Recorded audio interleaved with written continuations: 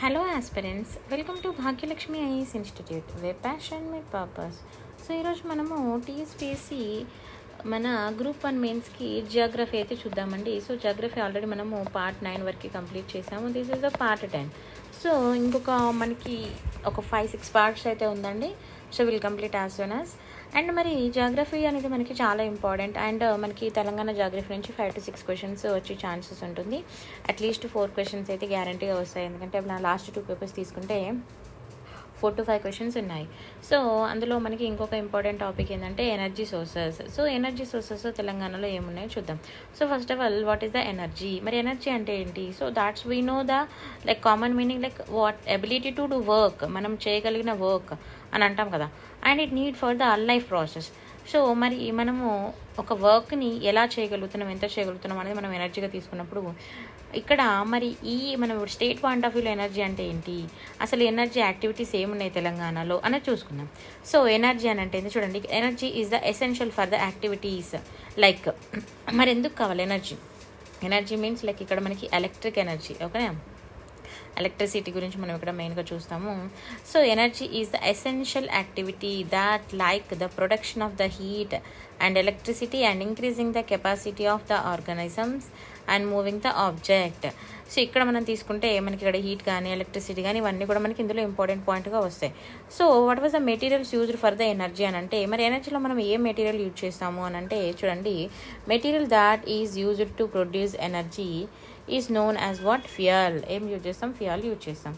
And మరి ఇప్పుడు మనము ఎనర్జీ అంటున్నాం, మరి అకార్డింగ్ టు ద మన ఇండియన్ కాన్స్టిట్యూషన్ తీసుకున్నప్పుడు ఇది ఏ విధంగా ఉంది అనేది మనం చూసుకోవాలి, ఓకేనా. సో చూడండి, according to the constitution of India ఈ పాయింట్ ఇంపార్టెంట్ చూసుకోవాలి. Electricity comes under the concurrent list. Remember this. Electricity ఏ లిస్ట్లోకి వస్తుంది? ఇప్పుడు మనకి state list, central list, concurrent list. State list అంటే ఏంటి? స్టేట్ అది ఏదైతే లిస్ట్ ఉంటుందో ఒక మనకి కొన్ని ఉంటాయి అన్నట్టుగా ఒక లిస్ట్ అవుట్ చేస్తారో ఆ లిస్ట్లో మనకి ఏది ఉంటుందో దాని మీద ప్రతి అధికారం ఎవరికి ఉంటుంది? స్టేట్కి ఉంటుంది. సెంట్రల్ లిస్ట్ సపరేట్గా ఉంటుంది, సెంట్రల్ చేసే works. And at the same time concurrent అంటే ఇద్దరికి కూడా అధికారాలు ఉంటాయి. And at the same time one more thing మీరు గుర్తుపెట్టుకోవాల్సింది ఏంటంటే, స్టేట్ లిస్ట్ అన్నప్పుడు మరి ఓన్లీ స్టేట్కి మాత్రమే పర్మిషన్ ఉంటుందా అండ్ సెంట్రల్కి దాని మీద ఎలాంటి అధికారం ఉండదా అని అంటే లేదండి. ఒకవేళ ఏదైనా క్రాషెస్ వచ్చినప్పుడు, ఒకవేళ సేమ్ టాపిక్ మీద సెంట్రల్ స్టేట్ కూడా వర్క్ చేసినప్పుడు ఫైనల్ డెసిషన్ అయితే సెంట్రల్కే వెళ్తుంది. ఎందుకనంటే సెంట్రల్ అనేది అథారిటీ ఎక్కువగా ఉంటుంది కాబట్టి, ఓకేనా. సో గుర్తుపెట్టుకోవాలి. నెక్స్ట్, సో 1 సెకండ్ అండి.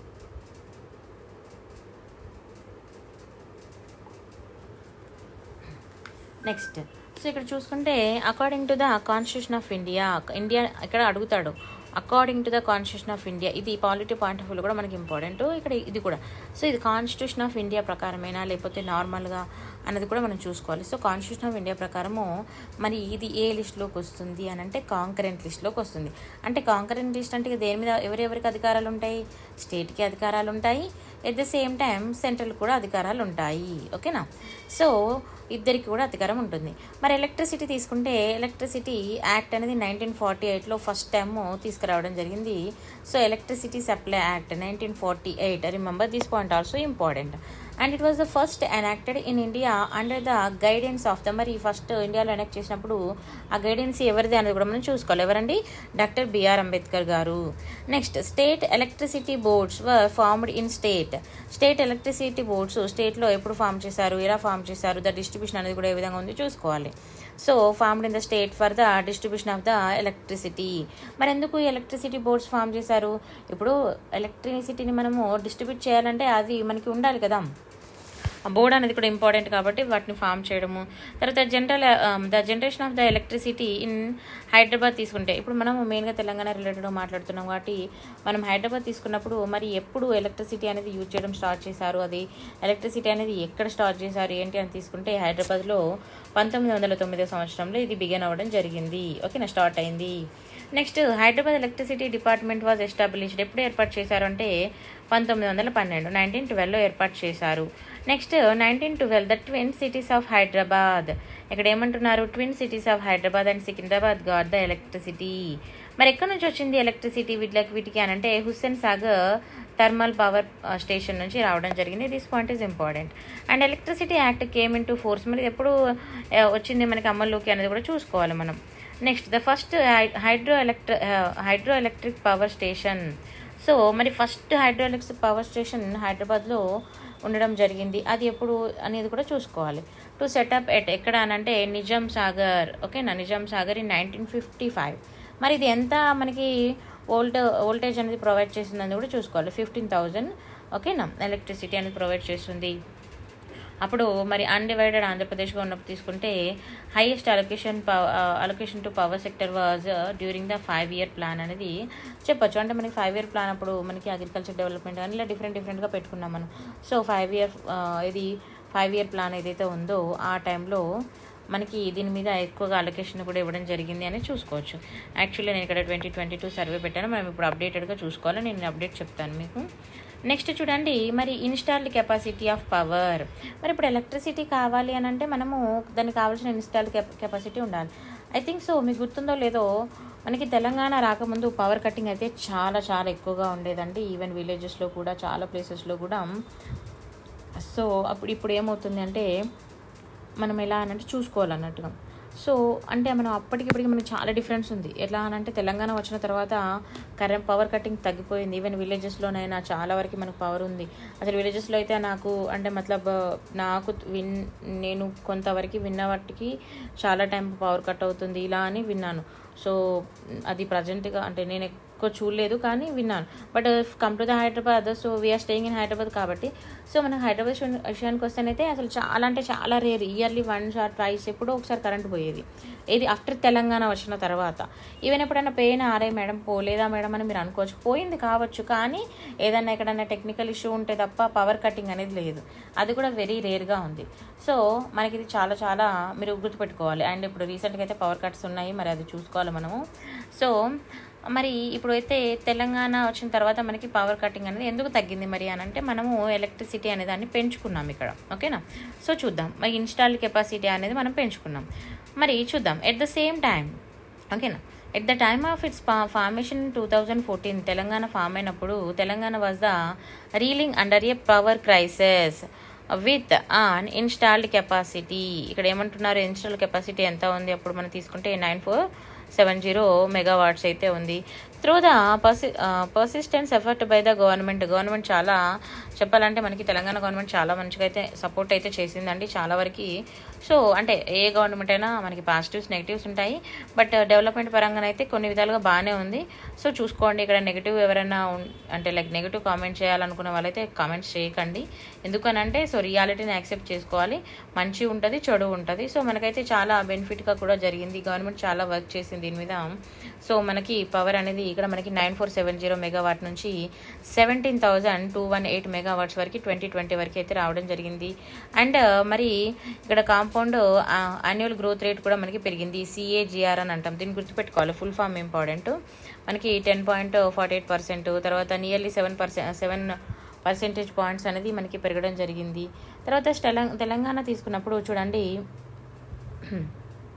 Telangana stands third among the non special category states. So non special category స్టేట్స్లో కూడా ఇది మనకి రావడం జరిగింది. తర్వాత first among the south Indian states. So south Indian స్టేట్స్లో ఇది ఫస్ట్లో ఉండడము. ఓకేనా, ఇప్పుడు ఒకసారి చూడండి, మనకి స్పెషల్ కేటగిరీ స్టేట్స్ వేరు ఉంటాయి, నాన్ స్పెషల్ కేటగిరీ స్టేట్స్ వేరు ఉంటాయి, మీకు తెలుసు కదా. సో మరి మన తెలంగాణ వచ్చేసి స్పెషలా నాన్ స్పెషలా కమెంట్ చేయండి. నాన్ స్పెషల్ ఓకేనా. సో ఈ నాన్ స్పెషల్ దాంట్లో తీసుకుంటే తెలంగాణ అనేది కంట్రీలోనే ఫస్ట్ లెవెల్కి వెళ్ళిపోయింది. సౌత్ ఇండియాలో కంట్రీలో తీసుకున్నప్పుడు first among the south Indian, and కంట్రీలో తీసుకున్నప్పుడు థర్డ్ ప్లేస్లో ఉంది. గుర్తుపెట్టుకోవాలి. సారీ ఇక్కడ చిన్న మిస్టేక్. కంట్రీలో తీసుకున్నప్పుడు థర్డ్ పొజిషన్లో ఉందండి.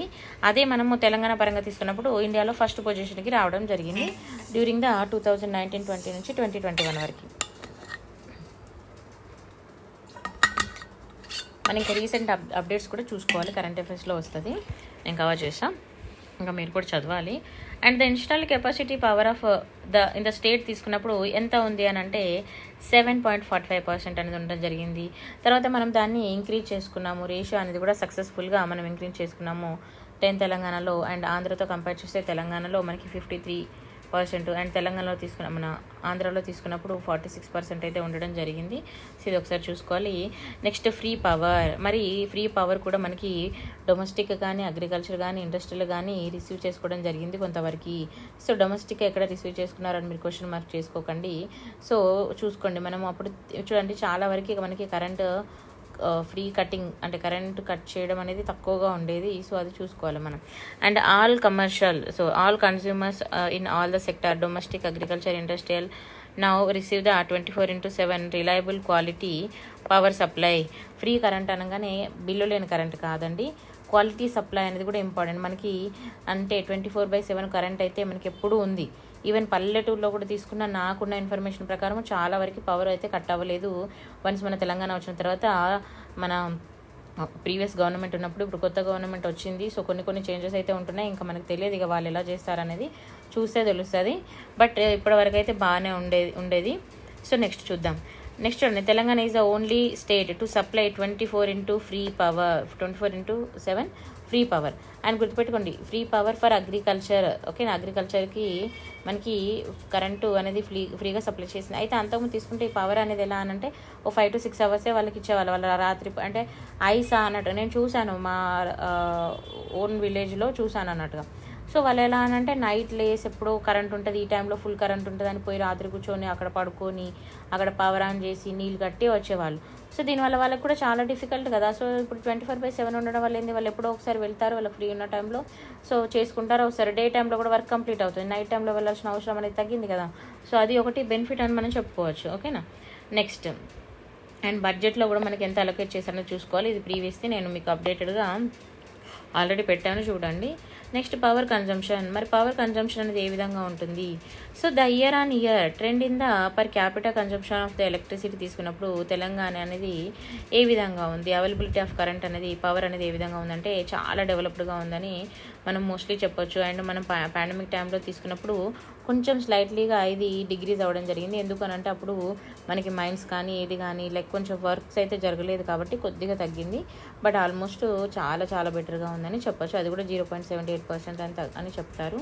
సో మోస్ట్లీ మనకి చాలా బాగా అయితే ఉంది. అండ్ CAGR అనేది ఫుల్ ఫామ్ చూసుకోవాలి. ఇది నేను మీకు అప్డేటెడ్లో మళ్ళీ చెప్తాను. మరి నెక్స్ట్ చూద్దాం, అసలు టైప్స్ ఆఫ్ మన ఎనర్జీ సోర్సెస్ ఏమున్నాయి, అసలు ఎన్ని టైప్స్ ఆఫ్ సోర్సెస్ ఉన్నాయని తీసుకుంటే మనకి total contracted capacity of Telangana more than double between the 2014 నుంచి 21 వరకు తీసుకుంటే మనకి చాలా పెరిగిందని చెప్పొచ్చు. 7,000 నుంచి 16,000 వచ్చింది. So there are the 2 types of energy sources అనేది ఉన్నవి. ఒకటి రెన్యూవబుల్ ఎనర్జీ, ఇంకోటి నాన్ రెన్యూవబుల్ ఎనర్జీ. మరి రెన్యూవబుల్ ఎనర్జీ అంటే ఏంటి? సో రెన్యూవబుల్ సోర్సెస్ అనేవి ఎక్కడ ఉంటాయి మనకి held in year only nearly 1/5 23% of the total contracted capacity అనేది మనకి ఉంది. And this including the solar, wind and bagasses, తర్వాత బయోమాస్, మున్సిపాలిటీస్, ఇండస్ట్రియల్ వేస్ట్, ఇవన్నీ కూడా మనకి ఇందులో ఇంక్లూడ్ అవుతాయి.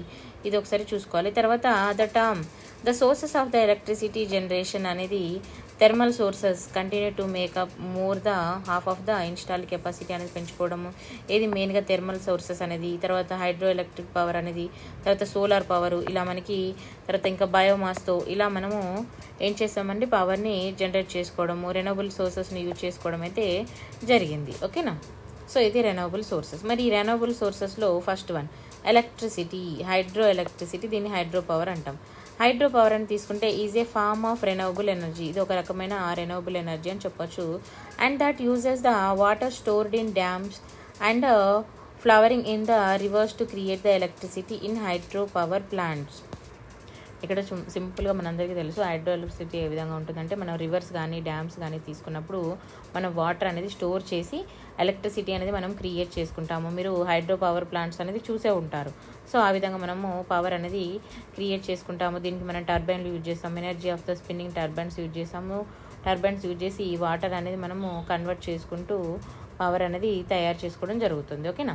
సో చూడండి, the falling of water rotates and blades, మీరు చూసే ఉంటారు ఇట్లా మనకి బ్లేడ్స్ లాగా ఉంటుంది.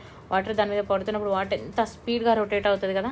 సో ఆ స్పీడ్లో ఏమవుతుంది, ఆ స్పిన్స్ అనేది ఏమవుతుందంటే మనకి ఎలక్ట్రిసిటీని జనరేట్ చేస్తుందంట. అంటే మెకానికల్ ఆఫ్ ద ఎనర్జీ అనేది అక్కడ చూడండి, మీకు ఎలక్ట్రికల్గా ఎనర్జీ అనేది ఒక రకమైన ఎనర్జీ అనేది మీకు జనరేట్ అవుతుంది. అంతేందుకు మీరు జనరల్గా చూడండి, వాటర్ అనేది స్పీడ్గా వెళ్తున్నప్పుడు కూడా ఇప్పుడు మీరు స్పీడ్గా మీకు వాటర్ ఫోర్స్గా తగిలినప్పుడు మీకు ఆ డిఫరెన్సెస్ కూడా తెలుస్తుంది. సో ఆ స్పీడ్నెస్ వల్ల ఏమవుతుందంటే మనకి పవర్ అనేది జనరేట్ అవుతుంది అన్నట్టుగా. ఓకేనా, ఇది మనకి ఎగ్జామ్ పాయింట్ ఆఫ్ వ్యూ అంత అది ఆ పాయింట్ ఇంపార్టెంట్ కాదు, మీరు ఆల్రెడీ చూసే ఉంటారు ఎక్కడో ఒక దగ్గర ప్రతి ఒక్కరు కూడా. బట్ ఏంటంటే ఏ విధంగా అవుతుంది అనేది మనకు చిన్నది తెలుసుకోవాలి, మెయిన్స్లో కొంచెం యూజ్ అవుతుంది. అండ్ ఎంత జనరేట్ అవుతుంది అనేది మన ప్రీ పాయింట్ ఆఫ్ వ్యూలో ఇంపార్టెంట్. సో చూసుకోవాలి. హైదరాబాద్ పవర్ తీసుకున్నప్పుడు చూడండి, అండ్ మన తెలంగాణలో ఏ విధంగా ఉందనేది మనకి important. Next hydro electrical power అనేది చాలా ఇంపార్టెంట్ కాంపోనెంట్ అనేది కూడా మనం చెప్పొచ్చు. వరల్డ్ వైజ్గా చాలా వరకు హైడ్రో ఎలక్ట్రిక్ పవర్ అనేది చాలా చాలా ఇంపార్టెంట్ అండి. మరి బెనిఫిట్స్ ఏమున్నాయి దీనివల్ల అని అంటే, ఇది తీసుకుంటే లో ఆపరేషన్, రిలేటివ్లీ లో ఆపరేషన్ అండ్ మెయింటెనెన్స్ కాస్ట్ కూడా తక్కువ. ప్రాజెక్ట్స్ యొక్క maintain cost and long lasting ఉంటుంది. ఇది ఒకటి ఫస్ట్ బెనిఫిట్. మెయిన్స్ ఆన్సర్లో ఇది చాలా యూజ్ అవుతుంది. తర్వాత ద టెక్నాలజీ అనేది రిలయబుల్గా ఉంటుంది. ఓకేనా. అండ్ రెయిన్ఫాల్ అనేది ఇప్పుడు మనకి వర్షాలు వాటర్ ఇలా మనం వచ్చిన వాటర్ని స్టోర్ చేసుకుంటాం. అంటే దీని మీద ప్రత్యేకంగా మన పెట్టుబడి నీళ్ళ కోసం అయితే పెట్టాం కదా, దేవుడు ఇచ్చిన వర్షం మనకి ఆ వరాన్ని మనం యూజ్ చేసుకుంటాం. Next fuel is not burned, so there is a minimal pollution. So fuel కూడా తక్కువగా ఉంటుంది, పొల్యూషన్ తక్కువగా ఉంటుంది. And its plays a major role అనేది ప్రొడ్యూస్ చేస్తుంది ఎందులో అంటే reducing the green house gases ఎమిషన్లో. Next first major hydro electric project అనేది 4.5 మెగావాట్స్ అనేది ఏషియాలోనే మనము ఏర్పాటు చేసుకోవడం జరిగింది. ఎక్కడ అని అంటే కావేరీ రివర్, కర్ణాటక అని చెప్తారు. ఓకేనా, 1902 సంవత్సరంలో. Next hydro electric power projects in తెలంగాణలో ఏమున్నాయి చూద్దామండి. సో ఇక్కడ నుంచి మనం నెక్స్ట్ క్లాస్లో కంటిన్యూ చేస్తాం. ఈరోజే కంటిన్యూ చేస్తాను. యాక్చువల్లీ నాకు ఇప్పుడు ఇంకా వేరే కొంచెం వర్క్స్ ఉంది. So after that I will come and I will explain. Thank you so much for watching this video. And if you like the video, like, share and subscribe. And if you like comment కూడా చేయండి. And it will be more supporting to me to do the other videos also. Thank you so much for watching. So ఇది మనకి 20 pages అయితే ఉందండి. So మనం ఇప్పుడు 5 పేజెసే complete చేసుకున్నాం. Almost ఈ 20 పేజెస్ నేను ఈరోజే మీకు కంప్లీట్ చేశాను. So thank you so much for watching. చూడండి నెక్స్ట్ మనకి ప్రాజెక్ట్స్ ఇలా